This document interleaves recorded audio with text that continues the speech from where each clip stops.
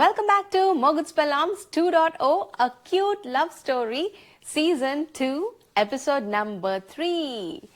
And ఈ ఎపిసోడ్లో మీ అందరికి లాస్ట్ వీక్ చెప్పినట్టే we are seniors now. Yeah, so it's the first day of college, second year first సెమ్కి వచ్చేసాము. ఫైనలీ కాలేజ్ స్టార్ట్ అయిపోయిన డే అది. ఇప్పుడు నేను ఏదో మళ్ళీ సెకండ్ ఇయర్ చదువుతున్న ఫీలింగ్ వస్తుంది నాకు అవన్నీ తలుచుకొని చెప్తుంటే. భయపడుతూ ఉన్నాను కదా, సో మెనీ థింగ్స్ హ్యాపెన్ కాబట్టి. So finally the day has come. College అంటే రెడీ అవ్వడం, యూనిఫామ్ ఇదంతా పక్కన పెడితే లంచ్ బాక్స్ కదా. లంచ్ బాక్స్ అవ్వగానే మళ్ళీ స్వీట్ దోశలు. ఎప్పుడు ఆల్మోస్ట్ 1 year నేను స్వీట్ దోశలు తీసుకెళ్ళాను కదా. So there is no single point that I could forget this guy. ఏదో రూపంలో నాకు కనెక్టెడ్ ఎక్కడో అక్కడ. అబ్బా, స్వీట్ దోశలు. సరే, మా మమ్మీ కూడా స్ట్రేంజ్గా చూస్తుంది, ఏంటి రోజు దోశలు వేసుకెళ్ళట్లేదు అన్నట్టుగా చూస్తుంది. నేను okay, let's do exactly the opposite to what he likes అనుకుంటున్నాను. మరి లేకపోతే ఇంకొద్దు, అలాంటివి చేయకూడదు, మళ్ళీ రిపీట్ చేయకూడదు అన్నట్టుగా అనుకుంటున్నానో తెలియదు. కానీ మా మమ్మీ దగ్గరికి వెళ్ళి ఏం వండినా సరే ఆ బాక్స్ తీసుకెళ్తాను అని చెప్పా. లైక్ పొద్దునే వంట అయిపోతుంది మాకు, మమ్మీ బాక్స్ తీసుకెళ్తుంది కదా, స్కూల్ టీచర్ కదా. సో పొద్దునే వంట అయిపోతుంది. ఆ రోజు నుంచి నేను ఇంకొద్దు అనుకొని అమ్మ ఏం వండితే అది తీసుకెళ్దామని డిసైడ్ అయిపోయింది.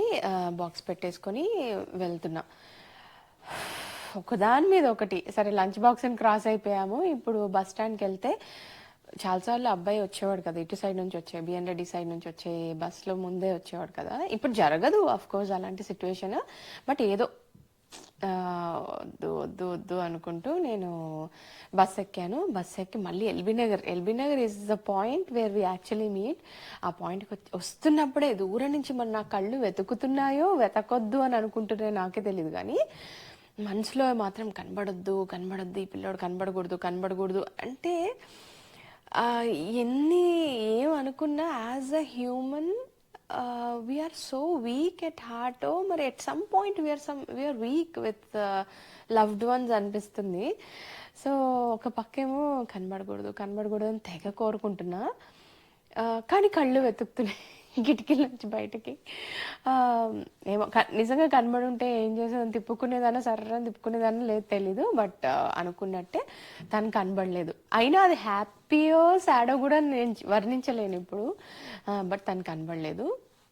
సో నా దారిలో నేను సైలెంట్గా వెళ్ళిపోయా కాలేజ్ దగ్గరికి. రామంతపూర్ బస్ స్టాండ్ దిగి మళ్ళీ క్యాజువల్గా కాలేజ్కి నడుచుకుంటూ వెళ్ళిపోయి, మాకు ఇయర్ మారినా మేము అదే రూమ్లో కూర్చున్నాం. మరి ఎందుకో తెలీదు, మేము ఫైట్ చేసామేమో, సీనియర్స్ అయినా అదే క్లాస్ కావాలనుకున్నామో తెలీదు. ఐ థింక్ 1, 2 and 3 years కూడా సేమ్ కూర్చున్నామేమో, గుర్తులేదు నాకు. బట్ సెకండ్ ఇయర్ మాత్రం సేమ్ క్లాస్లో, సేమ్ ఫస్ట్ బెంచ్. వెళ్ళగానే శ్రావ్స్ గర్ల్స్ అందరినీ కలిసి, దివ్య నాకు చాలా ఇష్టము, వీళ్ళతో మాట్లాడుకుని 1.5 month అయిపోయింది కదా బ్రేక్ తర్వాత, ఏం చేసావే అది ఇది అని. But I wasn't daring to see back, look at the back benches. అసలు లోపల చాలా కాషియస్గా ఉంటాం కదా ఇలాంటి టైంలో, చూడకూడదు అన్నట్టుగా. బట్ ఎంత కాదన్నా సమ్ అన్అవాయిడబుల్ సిచ్యువేషన్స్ ఉంటాయి. క్లాస్ రూమ్ నుంచి బయటకు వెళ్తాము, ఎటో ఒక గ్లాన్స్ అయినా చూస్తాం కదా. But by then I was so strong అయిపోయాను అనుకుంటా. అసలు ఐ కాంటాక్ట్ రాకుండా ఉండేలాగా ఐ ట్రైడ్ మై బెస్ట్. అది మాత్రం గుర్తుంది నాకు. అసలు ఇలా తలదించుకొని వెళ్ళిపోవడం, అసలు ఎదురు మనిషి వస్తున్నా అంటే తెలీదు, మరి ఎలా అవాయిడ్ చేస్తానో తెలియదు, కానీ but I tried my best. ఎప్పుడు ఐ కాంటాక్ట్ కూడా, ఒకే క్లాస్లో కూర్చున్నా, అది మాత్రం జరిగింది. సో కొత్త సెమ్, కొత్త సబ్జెక్ట్స్. నాకు నాకు తెలియదు అప్పటి వరకు, ఇంట్రెస్ట్ ఉన్న subject something related to networks, computer network security, ఈ DBMS, ఇవి చాలా ఇంట్రెస్ట్ ఉండేవి. అనుకోకుండా మా మ్యామ్, అసలు షీఈ్ లెజెండ్ అని చెప్పాలి, నేను ఎక్సలెంట్గా చెప్తారు, విజయలక్ష్మి మ్యామ్ అని. అండ్ అలాగే Padmaja ma'am, she also too good in DBMS. So నేను, శ్రావ్స్ అండ్ దేవిక అని ఇంకో అమ్మాయి ఉండేది. మేము ముగ్గురం we were very very interested in ఈ నెట్వర్క్ సెక్యూరిటీ.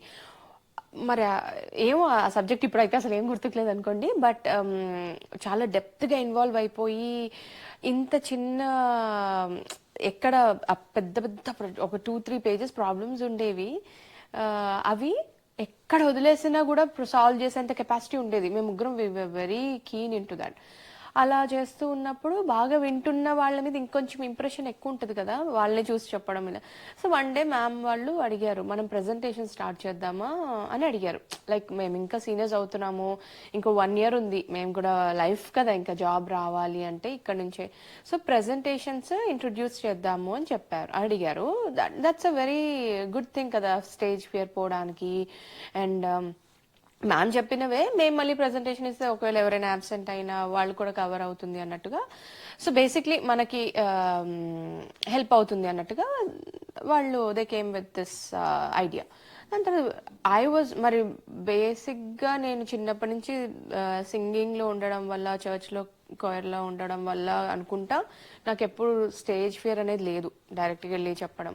సో ప్రెజెంటేషన్ అనగానే I was very very interested. And language skills కూడా బాగుండేది, కొంతమంది ఉండేవాళ్ళు క్లాస్లో, కామ్ స్కిల్స్ కూడా మంచిగా ఉండేసరికి మేము ముందు అడుగు వేసేవాళ్ళం ఇవ్వడానికి. అప్పు, నేను ఇలా కొంతమంది ఉన్నాము.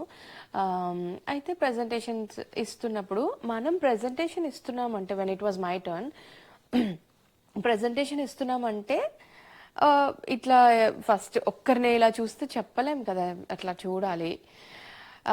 చాలా మటుకు చాలా కాషియస్గా నేను ఈ పిల్లోని చూడకూడదు. నా రైట్ సైడ్ అంటే క్లాస్లో అంటారు, నేను రైట్ సైడ్ కూర్చున్నా అంటే ఇటు బోర్డ్ సైడ్ నిల్చున్నా అంటే నా ఇటు సైడ్ ఉంటాడు కదా, అటు చూడకుండా ఉండడానికి చాలా ట్రై చేసేదాన్ని. అలా నేను ప్రజెంటేషన్ ఇచ్చినప్పుడు I was able to manage, అది నా ఐ కాంటాక్ట్ కాబట్టి. వన్ డే తను, ఆ పిల్లాడు కూడా చాలా బాగా ఇచ్చాడు ప్రజెంటేషన్. ఆ స్కిల్స్ ఉన్నాయి తనకు కూడా మంచిగా. ఆ పిల్లాడు ప్రజెంటేషన్ అయినప్పుడు, ఇప్పుడు నేను ప్రజెంటేషన్ ఇస్తే దిక్కులు చూడొచ్చు, ఒకసారి ఒకరిని. అదే తను ప్రజెంటేషన్ ఇస్తున్నప్పుడు మనం డైరెక్ట్గా ఇట్లా వింటూ ఉంటాం కదా, వాళ్ళనే చూడాలి కదా. ఇప్పుడు లెక్చరర్నైనా మనం అలానే చూస్తాం కదా. చాలా ఆక్వర్డ్గా అన్అవాయిడబుల్ ఐ కాంటాక్ట్ లాగా అనిపించింది అప్పుడు మాత్రం. ఓ పక్క బాగా తెలిసి ఇష్టం ఉన్న వ్యక్తి ఇప్పుడు విడిపోయి చూడొద్దు అని మనల్ని మనం ఇట్లా రెస్ట్రిక్ట్ చేసుకుంటుంటే అదొక డిఫరెంట్ ఫీలింగ్లే. మీకు ఎలా చెప్పాలి నాకు తెలియట్లేదు కానీ కొంచెం ఆక్వర్డ్గా, ఆఫుల్లీ అన్అవాయిడబుల్ సిచ్యువేషన్ లాగా ఉండేది. అలా జరిగింది ప్రెజెంటేషన్స్ మటుకు. సో అలా డేస్ అన్నీ పాస్ అవుతూ ఉన్నాయి. యా, మరి రిలేషన్ ఎక్కడి వరకు వెళ్ళింది అంటే, కొంచెం ఒక ఫ్రెజైల్ థింగే కాబట్టి ఇది అవాయిడ్ చేస్తూ అలా తప్పని పరిస్థితిలో చూడాల్సి వచ్చినప్పుడు చూడడం, బట్ ఎప్పుడు మాట్లాడడం అయితే జరగలేదు. అలా డేస్ అవుతున్నాయి. వన్ ఫైన్ వీకెండ్ నా కజిన్ మళ్ళీ వచ్చింది హాస్టల్ నుంచి, సంజు. తను వచ్చింది సండే రోజు, ఎవ్రీ సండే చర్చ్కి వెళ్తాం కాబట్టి తను కూడా వచ్చింది. మేమిద్దరం కలిసి ఈసారి చర్చ్కి వెళ్ళాం. చర్చ్కి వెళ్ళి చర్చ్లో సర్వీస్ అయిపోయింది. అయిపోయిన తర్వాత నాకు ఏదో తెలియని నెంబర్ నుంచి నా ఫోన్కి కాల్ వచ్చింది. బుడ్డి నా Nokia, I love that phone, 1100. So ఆ ఫోన్ వచ్చింది నాకు, ఎవరు నెంబర్ తెలీదు. అండ్ ఇప్పుడున్నంత నాలెడ్జ్ మనకు లేదు కదా, అప్పట్లో కూడా అంత సీన్లు జరిగేవి కూడా కాదు. ఏదో రాంగ్ నెంబర్స్, తప్పుగా ఫ్రాడ్స్ జరగడం అదంతా జరిగేది కాదు ఒక 15 years బ్యాక్ కాబట్టి ఇది. సో నెంబర్ వచ్చింది, ఎత్తాలా వద్దా అని అనుకుంటూ ఉన్నాను నేను. అది ఇంకా మోగుతూనే ఉంది. హలో అని ఆన్సర్ చేశా. బట్ అవతల ఎవరు ఉన్నారు అని మీరు అనుకుంటున్నారో కమెంట్ చేయండి. వచ్చే వారం ఎవరు ఉన్నారు అనేది చెప్తాను. Stay tuned and I hope you enjoyed this episode. See you all in next episode.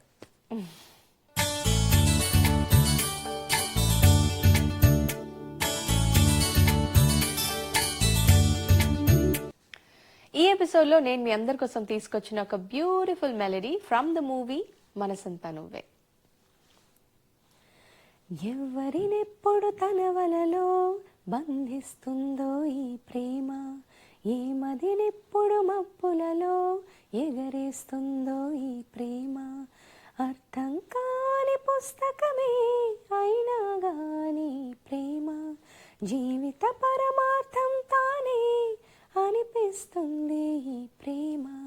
ప్రేమ ప్రేమ ఇంతేగా ప్రేమ, ప్రేమ ప్రేమ ఇంతేగా ప్రేమ, ఇంతకు ముందర ఎందరితో ఆటాడిందో ఈ ప్రేమ, ప్రతి ఇద్దరితో మీ గాథే మొదలంటుంది ఈ ప్రేమ. కలవని జంటల మంటలలో కనబడుతుంది ఈ ప్రేమ.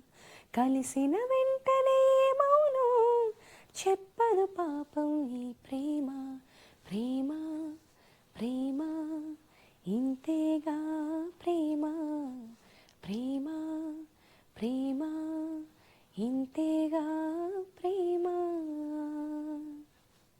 బ్యూటిఫుల్ లైన్స్ కదా. I enjoyed singing this song and see you all in next episode. Bye bye.